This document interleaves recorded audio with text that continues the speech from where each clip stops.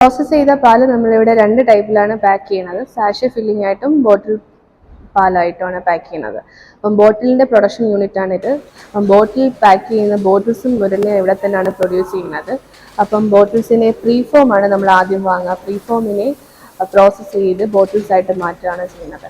അപ്പോൾ ഇതാണ് ഒരു പ്രീ ഫോം. ഈ പ്രീ ഫോമിനെയാണ് നമ്മൾ ബ്ലോ ചെയ്ത് ഹീറ്റ് കൊടുത്ത് മോൾഡിങ് വഴി ബോട്ടിൽസ് ആക്കി മാറ്റുക.